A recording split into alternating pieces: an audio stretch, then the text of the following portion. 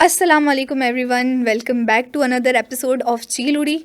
आप लोगों ने ये तो सुना ही होगा कि देसीज फेंकने में बहुत माहिर हैं, लेकिन आज जो हमारे साथ गेस्ट मौजूद हैं ये जेवलिन फेंकने के माहिर हैं। I don't think he requires any more introduction, क्योंकि आज इस दिन वो नेशनल एक हीरो के तौर पे माने जाते हैं और नो डाउट जो उन्होंने किया है वो हमने बहुत टाइम बाद अचीव किया। Let me present to you Arshad Nadeem. अस्सलाम वालेकुम। वालेकुम अस्सलाम। क्या हाल है? अल्हम्दुलिल्लाह, मैं ठीक। आप कैसी हैं? अल्हम्दुलिल्लाह। मतलब I can see the glow on your face and I think ये ग्लो सिर्फ एक ओलंपिक्स के गोल्ड मेडल से ही आ सकता है। सो आप कैसा महसूस कर रहे हैं कि एक तो आपने पेरिस में, दूसरा आपने ओलंपिक्स में गोल्ड मेडल पाकिस्तान को ला के दिया है? सबसे पहले तो मैं अल्लाह का शुक्र अदा करूँगा कि मुझे इस मकाम पर पहुँचाया। दूसरा ये कि हर सक्सेस के पीछे एक स्टोरी होती है और मेरी स्टोरी भी ऐसी है, क्योंकि ज़ाहिर है जब आपके पास असबाब नहीं होते, आपके पास चीज़ें नहीं होती, आपके पास फैसिलिटीज़ नहीं होती, तो आपके लिए बड़े मसले मसाइल होते हैं और ये सारे मसले मसाइल फ़ेस करके मैं यहाँ आया हूँ। मगर अल्हम्दुलिल्लाह आज मैं बहुत खुश हूँ। आज पूरी कंट्री मेरे साथ खड़ी है, मुझे सपोर्ट कर रही है। बग़ैर किसी रिसोर्स के मैं इस मकाम पर पहुँचा कि मैंने अपने हरीफ इंडिया को फ़ाइनल मुकाबले में जेवलिन के हराया और गोल्ड मेडल लिया। That's really nice to know. मतलब हम एक तरफ देखें तो इंतहाई अफसोस की बात है कि इनको इनिशियल डेज़ में हमने एज अ मुल्क वो सपोर्ट दिया नहीं जो ये डिज़र्व करते थे। दूसरी तरफ देखें तो ये बहुत ही प्राइड की बात है, हमें फ़ख्र होना चाहिए कि बिना रिसोर्सेज के भी इन्होंने हमें गोल्ड मेडल ला के दिया है। सो मैं ये थोड़ा जानना चाहूँगी कि आपने थोड़ा तो जिक्र किया कि आपका जो है वो इस गेम की तरफ जो है प्रैक्टिसेस थोड़ी सी आपकी जो है मुश्किल रही हैं। थोड़ा अगर आप बता सकें कि क्या आपकी जर्नी रही है यहाँ तक पहुँचने में, आपने क्या चीज़ें फ़ेस की, क्या चैलेंजेस आए, तो अगर आप थोड़ा उसके बारे में हमें बता सकें।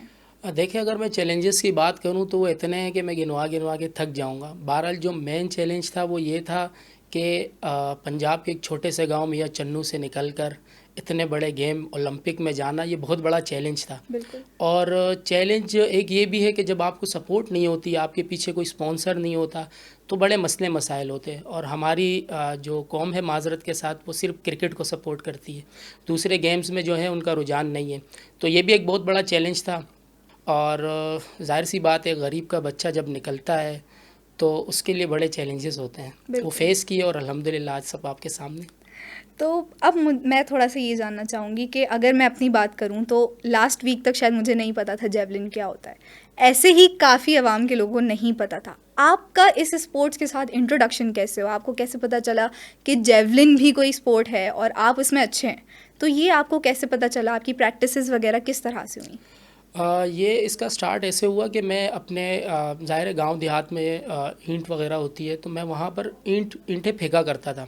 अच्छा। तो एक वापडा के अफसर थे, उन्होंने मुझे देखा तो उन्होंने मेरी थ्रो को नोट किया कि यार आप जो थ्रो फेंक रहे हैं उसमें कुछ है। बहरहाल उन्होंने मुझे कहा कि यार आप मेरे साथ आएँ। वो मुझे वापडा के जो उनका दफ्तर है वहाँ लेके गए। वहाँ पर मैं गया और वहाँ पर उन्होंने मुझे कहा कि यार एक गेम है जेवलिन, Okay. उसमें थ्रो की जाती है। मैंने कहा अच्छा। तो उन्होंने मुझे कहा कि आप ये कर सकते हैं। प्रैक्टिस का तो ये था कि मेरे पास जेवलिन ही नहीं था। अच्छा। हाँ, मेरे पास जेवलिन ही नहीं था और मैंने आपको बताया कि मैं लकड़ियाँ काट काट कर फेंकता था। और मैंने गवर्नमेंट से भी बड़ी दरख्वास्त की और मैंने वीडियोस भी बनाई और मैंने सबसे कहा कि मुझे जेवलिन ख़रीद के दे दें, मगर किसी स्पोर्ट्स क्लब ने मुझे सपोर्ट नहीं किया, किसी सरकारी इदारे ने मुझे सपोर्ट नहीं किया। उसके बाद मेरे गांव वाले, उनका बनता नहीं था, मेरे गांव वालों ने मुझे सपोर्ट किया और मेरे गांव वालों ने मुझे जेवलिन ख़रीद के दिया और उससे मैंने प्रैक्टिस की।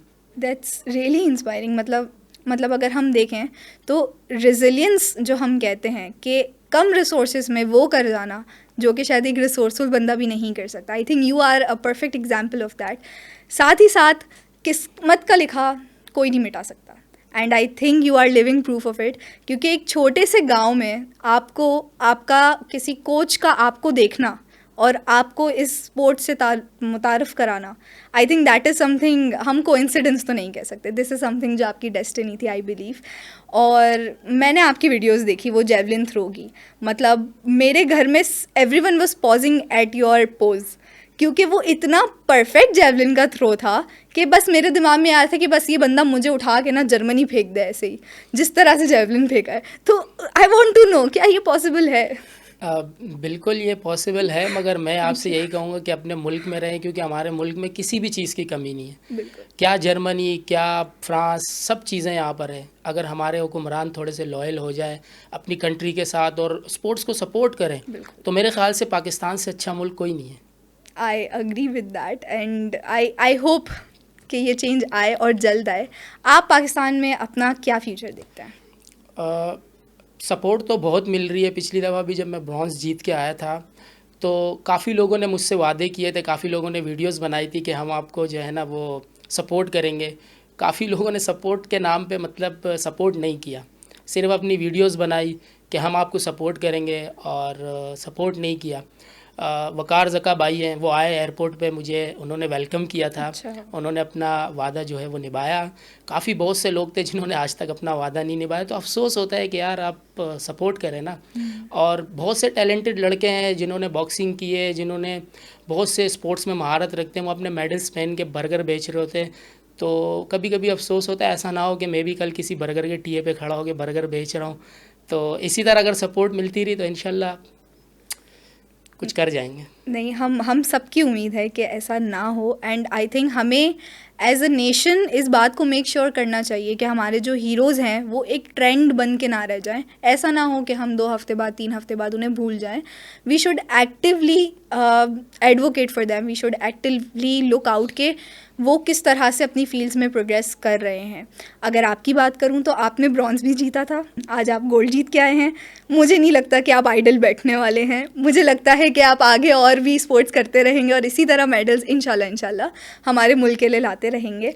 So thank you so much Arshad Nadeem कि आपने आज हमारी पॉडकास्ट ज्वाइन की है।